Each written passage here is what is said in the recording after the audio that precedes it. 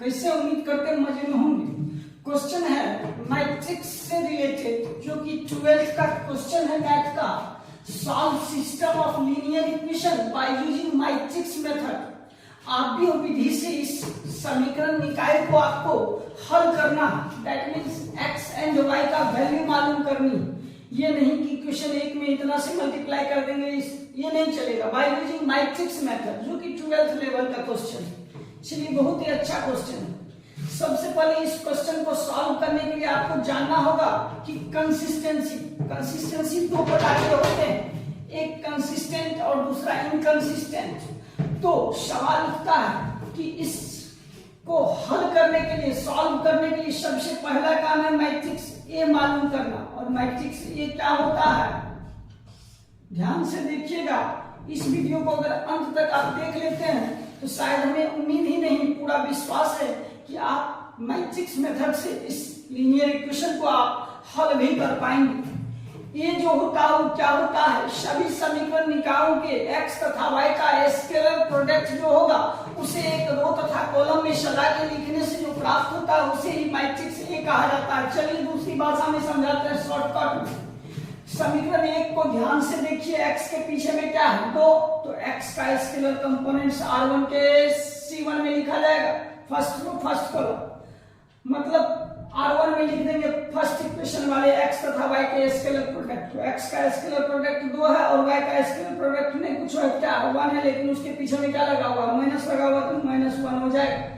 दूसरे इक्वेशन में आते हैं, x का स्केलर प्रोडक्ट 3 है दूसरे रो में और y का 4 है, तो दूसरा रो में लिख दिया।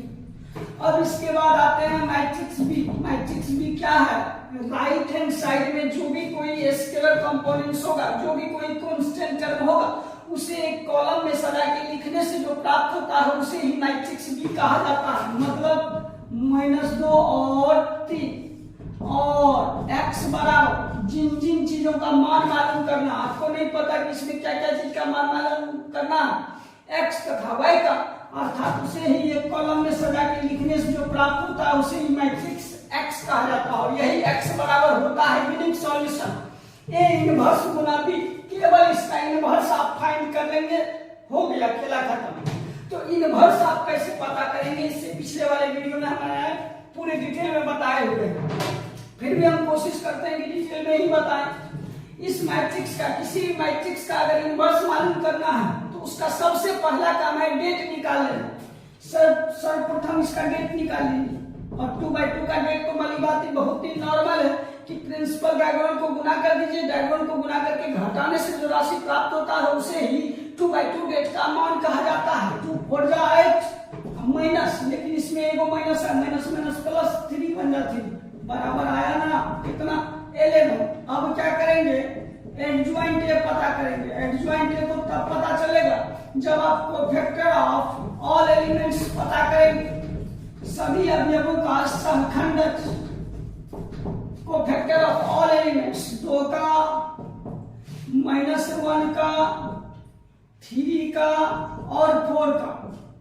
आइए 2/2 तो बहुत आसान है, जिसका भी फाइंड करना है उसके कोना में जो होगा वही हो जाएगा। चलिए दूसरी भाषा में, बढ़िया भाषा में समझिए, जिसका भी कोफैक्टर मालूम करना है उसका रो कॉलम क्लोज कर दीजिए, जो दिखेगा वही लिख दीजिएगा। जैसे इस 2 के लिए ये क्लोज और ऊपर वाला क्लोज क्या दिखा 4, 2 का हो जाएगा 4, -1 का हो जाएगा 3, 3/3 में थोड़ा सा दिक्कत है, 2/2 बहुत आसान, 3 का -1 और 4 का 2, लेकिन इसको माइनस कहा जाता है, जिसको हिंदी में कहते हैं उपसारणिक, और इसी पर सिंबल से प्रहार करवा देंगे तो ये बन जाएगा आपका कोफैक्टर। सिंबल 2/2 का क्या होता है, plus minus minus plus, plus से करवाना ही नहीं है, केवल माइनस से करवा दीजिए, माइनस से, यहाँ माइनस से करवाएंगे तो बन जाएगा प्लस। अब आइए, अब निकल जाएगा आपका क्या, एडजॉइंट। और एडजॉइंट का डिफिनेशन था कि कोफैक्टर के बने हुए एलिमेंट से जो मैट्रिक्स प्राप्त होता है उसका ट्रांसपोज ही एडजॉइंट कहलाता है। मतलब 4 -3 1 2 उसका ट्रांसपोज। और ट्रांसपोज कैसे करते हैं, तो रो को कॉलम में और कॉलम को रो में लिख देना ही ट्रांसपोज कहलाता है। खड़ी को पड़ी में या पड़ी को खड़ी में बदल देना ही ट्रांसपोज कहलाता है। फर्स्ट रो को फर्स्ट कॉलम में, सेकेंड रो को सेकेंड कॉलम में। हो गया एडजॉइंट। अब निकलेगा आपका ए इनवर्स, और ए इनवर्स बराबर होता है 1 डिटर्मिनेंट ए। डिटर्मिनेंट ए कितना आया था 11 गुना एडजॉइंट ए। एडजॉइंट ए आया हुआ है 4 1 -3 2। ए इनवर्स जब पता चल गया आपको तो अब आइए x बराबर, बिकॉज x बराबर होता है ए इनवर्स इंटू बी। क्या होता है x बराबर ए इनवर्स गुना b होता है। b क्या हुआ है -2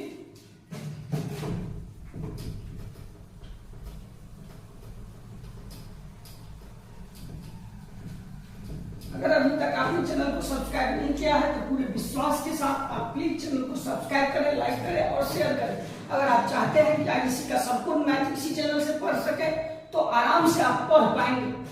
हमें उम्मीद ही नहीं, पूरे विश्वास के साथ हम बोलते हैं बिकॉज x बराबर होता है ए इनवर्स गुना b। हाँ तो ए इनवर्स दिया हुआ है कितना 1/11 4 1 -3 2 वो b से गुना करवाएंगे। b दिया हुआ था -2 3 1/11 को जो करते हो रहने दीजिए। अब गुना करना है तो गुना कैसे करते हैं, एक के पर दूसरे के खड़ी में जाते हैं, एक के रो दूसरे के कॉलम में जाते हैं। फर्स्ट को फर्स्ट से -8 + 3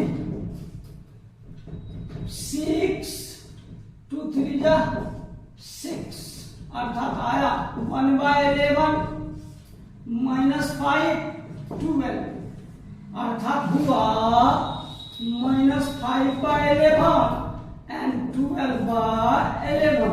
इसी से स्पष्ट है कि बिकॉज x बराबर था मेरा वहां x हुआ और यहाँ दिया हुआ है -5/11 और 12/11 तो therefore x बराबर हो गया फर्स्ट वाला -5/11 एंड y बराबर हो गया 12/11।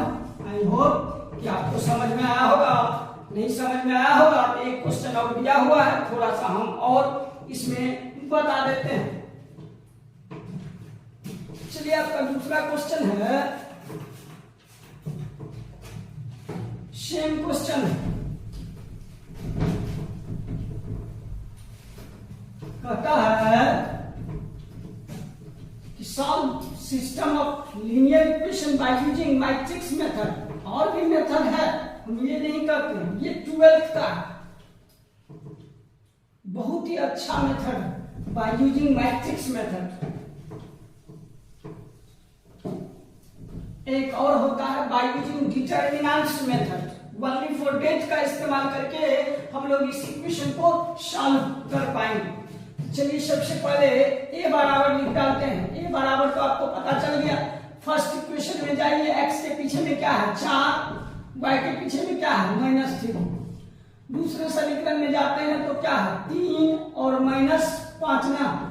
हाँ तो b बराबर क्या हो जाएगा, b बराबर हो जाएगा 3 7 और x बराबर दिया हुआ है x y। जिन जिन चीजों का मान मालूम करना है, सबसे पहले आइए इसका डेट निकाल लेते हैं। -20 + 9 बराबर आया -11। अब आते हैं cofactor of all elements. Cofactor of all elements, सभी अवयवों का कोफैक्टर सहखंडन। 4 का -3 का 3 का -5 का, जिसका भी मालूम करना उसके कॉर्नर में जो होगा वही हो जाएगा। 4 का -5 -3 का 3 3 का -3 -5 का 4। चिन्ह परिवर्तन, सिंबल से प्रहार, माइनस से कर डालेंगे, यहां भी माइनस से करेंगे, हो गया आपका क्या निकल गया, कोफैक्टर निकल गया। जब कोफैक्टर पता चल गया तो एडजॉइंट तो पता चल ही जाएगा। एडजॉइंट होता है कोफैक्टर के बने हुए एलिमेंट से जो मैट्रिक्स प्राप्त होता है। -5 -3 3 4 उसका ट्रांसपोज, और ट्रांसपोज तो बता दिया है रो को कॉलम में, फर्स्ट रो को फर्स्ट कॉलम में, सेकंड रो को सेकंड कॉलम में। हो गया आपका एडजॉइंट। अब निकलेगा आपका ए इनवर्स, और ए इनवर्स बराबर होता है 1 बाई डिटर्मिनेंट 1 बाई माइनस 11, नीचे माइनस नहीं रहता, माइनस 1 बाई 11 गुना एडजॉइंट दिया हुआ है -5 3 -3 4। अब निकलेगा x बराबर, बिकॉज x बराबर होता था a इनवर्स गुना b, तो a इनवर्स पता है ना, -1 बाई 11 -5 3 -3 4, आपको b से गुना करनी है, b दिया हुआ है कितना 3 7, 3 और 7 दिया हुआ है।